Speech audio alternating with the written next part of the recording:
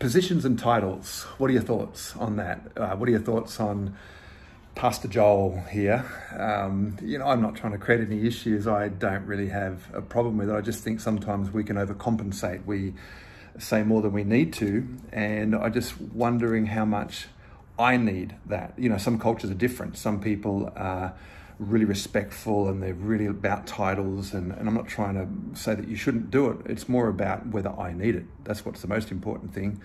And I don't say, oh, g'day Builder Ben, or I was hanging out with creative Shannon this morning and business owner Sally, and you don't do that. I've got a great friend who's a fireman. I don't say, Fireman Jamie, how you going, mate? He's got FKs, fireman's kids. I've got PKs, pastor's kids. You've got AKs, accountant's kids. I just find it funny, don't you? And I'm just trying to work out, what is it from God's perspective that we should call each other? Because honor's not just in our language. Sure, it is in our language, but it's in our heart. I can call you Pastor so-and-so and still not really love you in my heart. And Jesus said to the disciples, he's like, look, guys, there's in this life, there's all kinds of people that want position and prominence and title, and there are, the Pharisees and the religious leaders. They've got all these positions and titles, and they try to lord it over the people. He said, but not so with you. You need to be a servant leader. I mean, if we tease this thought out further, just think about this for a moment. Look at this scripture in Mark chapter 14. We are right near the end of the life of Jesus. It's when Jesus was betrayed and arrested in the Garden of Gethsemane. You remember that story?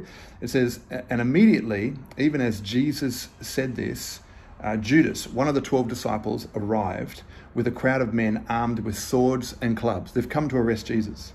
They had been sent by the leading priests, the teachers of religious law, and the elders. The traitor, Judas, had given them a prearranged signal: you will know the one to arrest when I greet him with a kiss.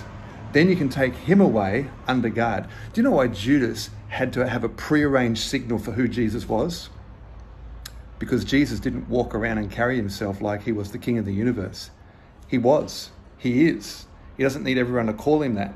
He didn't have to say, I'm going to dress a certain way or act a certain way. The disciples weren't like, Rabbi Jesus, Pastor Jesus. No, Jesus is God. And when you know who you are, you don't need a title to prove it. You can just go about functioning in it. So listen, I don't mind Pastor Joel, Pastor Jules, whatever you want to say. I'm more talking about, what do we need? What do I need?